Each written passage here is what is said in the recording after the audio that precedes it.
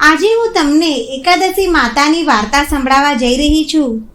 જો તમને આ વાર્તા પસંદ આવે તો એકાદશી માતાની જય અવશ્ય લખો અને હજુ સુધી આ ચેનલને સબસ્ક્રાઇબ ન કર્યું હોય તો સબસ્ક્રાઇબ જરૂર કરો. શાસ્ત્રો અનુસાર એકાદશી તિથિ પર ભગવાન વિષ્ણુનું પૂજન કરવામાં આવે છે.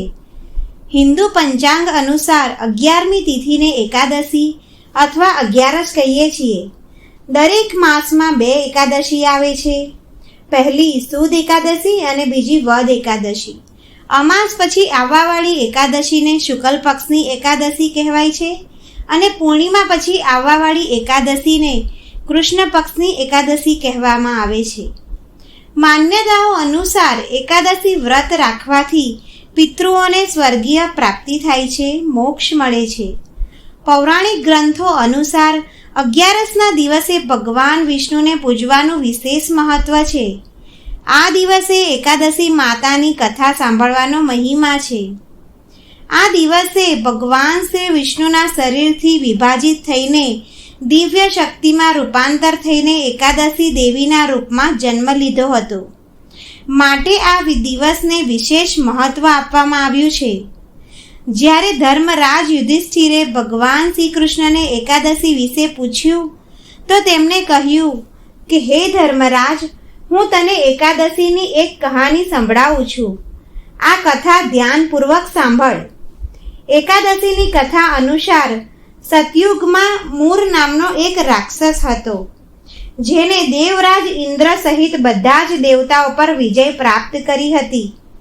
જ્યારે ભયભીત થયેલા બધા જ દેવતાઓ ભગવાન શિવને મળ્યા ત્યારે ભગવાન શિવે દેવતાઓને શ્રી હરિ વિષ્ણુની પાસે જવાનું કહ્યું.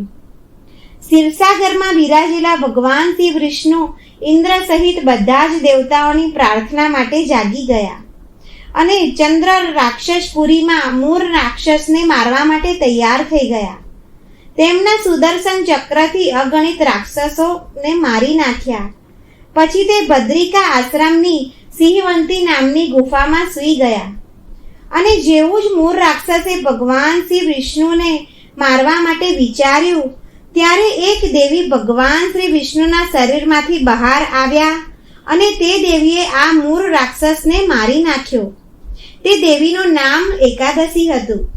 પછી ભગવાન શ્રી વિષ્ણુને બતાવ્યું કે મૂર રાક્ષસનો મેં વધ કરી દીધો છે. ત્યારે ભગવાન શ્રી વિષ્ણુએ પ્રસન્ન થઈને તે દેવીને બધી જ તિથિમાં અગ્રણી રહેવાનું વરદાન આપ્યું. આથી એકાદશી તિથિ સર્વ તિથિમાં શ્રેષ્ઠ પુણ્યફળ આપનારી મંગલકારી છે. આ પ્રકારે ભગવાન શ્રી વિષ્ણુના શરીરમાંથી માતા એકાદશીનો જન્મની કહાની ગ્રંથો પુરાણોમાં લખાયેલી છે.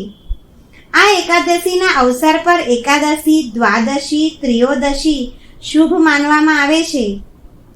એક એકાદશીનો વ્રત રાખવાથી હજારો વ્રત કરવાનું પુણ્યફળ પ્રાપ્ત થાય છે. એકાદશીનું વ્રત 10મી તિથિથી જ આરંભ થઈ જાય છે. બ્રહ્મચર્યનું પાલન કરવું, એકાદશી વ્રતનો સંકલ્પ કરવો. એકાદશીના દિવસે સવારે સ્વચ્છ થઈને એકાદશીની પૂજા આરંભ કરવી જોઈએ. પછી માતા એકાદશી અને ભગવાન શ્રી વિષ્ણુની પૂજા કરવી જોઈએ. એકાદશી માતા અને ભગવાન વિષ્ણુને પ્રસન્ન કરવા માટે વિશેષ ભોગ અને પ્રસાદ ચડાવાય છે.